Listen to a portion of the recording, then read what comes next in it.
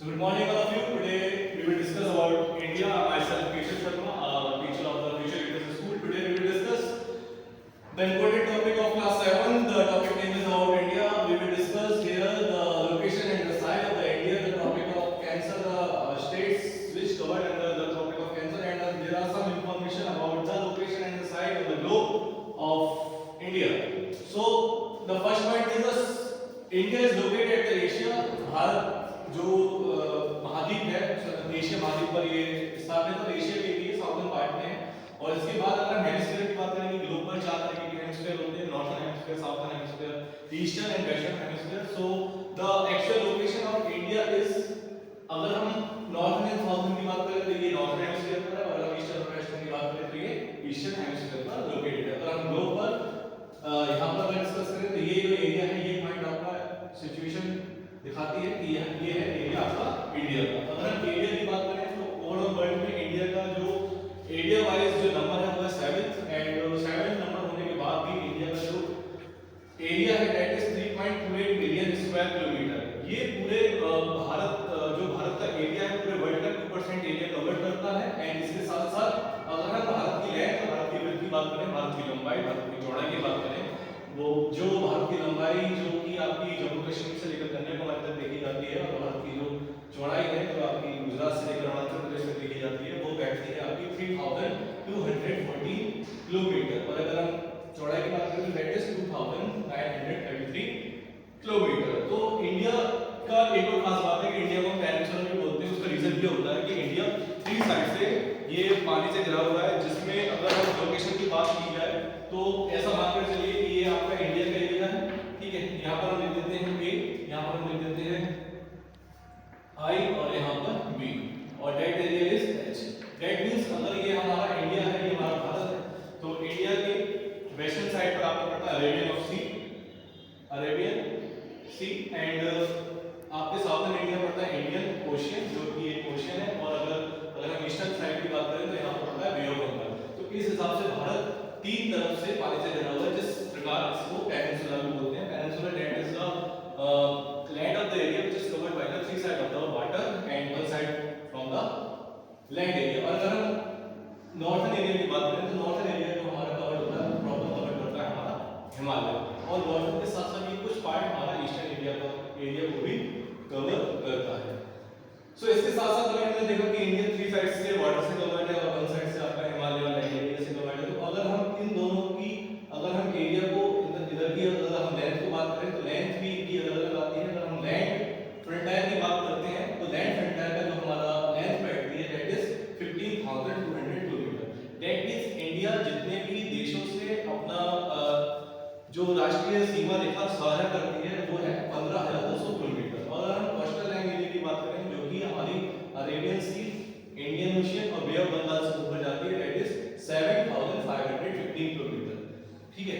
इसी के साथ साथ अगर हम बात करें कि भारत जो है भूमध्य रेखा से कुछ ऊपर है, और कुछ ऊपर होने के साथ साथ यहाँ पर आपका ट्रॉपिक ऑफ कैंसर भारत से ऊपर जाता है, और भारत से ट्रॉपिक ऑफ कैंसर की जो कर्क रेखा है वो ऊपर जाती है कि ये कुछ राज्यों से ऊपर गुजरती है।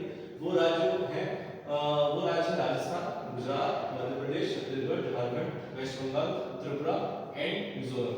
अगर हम यहाँ पर बात करें इंडियन लैंडफॉर्म की, तो भारत पूरे संसार में एकमात्र एक ऐसा देश है जिसमें हर एक प्रकार के लैंडफॉर्म आपको देखने को मिलते हैं। यहाँ पर समस्त प्रकार के मौसम, समस्त प्रकार की जितनी भी लैंडफॉर्म है वो आपको देखने को मिलती है। आपको यहाँ पर सबसे पहले अगर हम नॉर्थर्न एरिया में जाएंगे तो यहाँ पर आपको माउंटेन्स देखने को मिलेंगे। माउंटेन्स को खत्म करके जब हम साउथर्न पॉइंट पर आएंगे तो साउथर्न माउंटेन्स से स्टार्ट होना शुरू हो जाते हैं प्लेन एरिया, जो कि पूरे वर्ल्ड में सबसे ज्यादा फेमस, सबसे ज्यादा फर्टाइल एरिया माना जाता है हमारा इंडिया का प्लेन एरिया।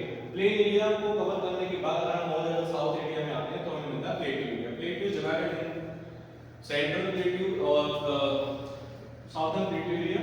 और इसी के साथ साथ अगर हम डेजर्ट की बात करें तो इंडिया के वेस्टर्न साइड में जो कि राजस्थान में है वो एरिया पड़ता है डेजर्ट, और जो हमारा थार डेजर्ट है भारत के साथ साथ पाकिस्तान के अंडर भी आता है। तो जो थार डेजर्ट है वो भारत और पाकिस्तान 2 देशों के अंदर आने वाला डेजर्ट है।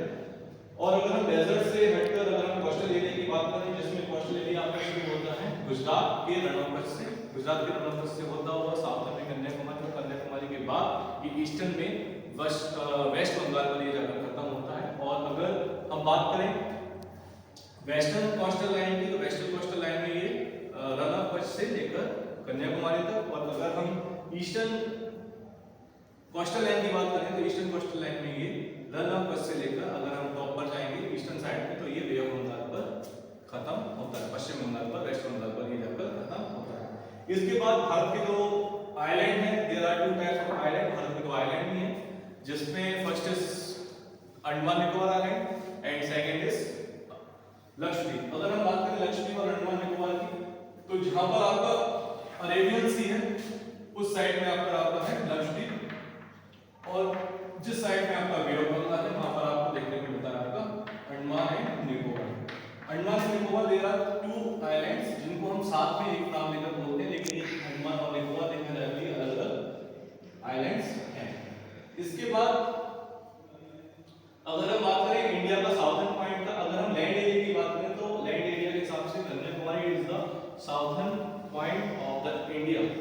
बट अगर हम ओवरऑल वो एरिया को पार्ट कन्वर्ट करें जो हमारा वाटर एरिया में भी आता है, जो हमारा आइलैंड में भी आता है, तो आइलैंड में आने वाला एरिया के हिसाब से हमारी जो साउथर्न पॉइंट है दैट इज इंदिरा पॉइंट, और इंदिरा पॉइंट आपके निकोबार आइलैंड में, अंडमान निकोबार आइलैंड में सिचुएटेड है। So this was the basic information about India. इसके साथ साथ हम इन टॉपिक्स में और भी टॉपिक्स को इंक्लूड कर सकते हैं, जैसे भारत के स्टेट्स, भारत की union territories, 28 states are there and 8 union territories, और इंडिया की कैपिटल के बारे में, और इसके साथ साथ इंडिया के पड़ोसी देश, पड़ोसी देशों में जो भारत की सबसे ज्यादा सीमा साझा करने वाला देश है दैट इज बांग्लादेश, और बांग्लादेश के अलावा भूटान, पाकिस्तान, अफगानिस्तान, और इसी के साथ साथ कुछ 2 कंट्रीज हमारे ऐसे हैं जो हमारे वाटर बॉर्डर्स को कवर करते हैं, जो हमारे पाकिस्तान, बांग्लादेश, भूटान, चाइना, अफगानिस्तान, ये जो स्टेट्स हो गए, ये जो कंट्रीज हो गए, ये कंट्रीज इंडिया को लैंड एरिया से सीमा साझा करते हैं। लेकिन इसके अलावा 2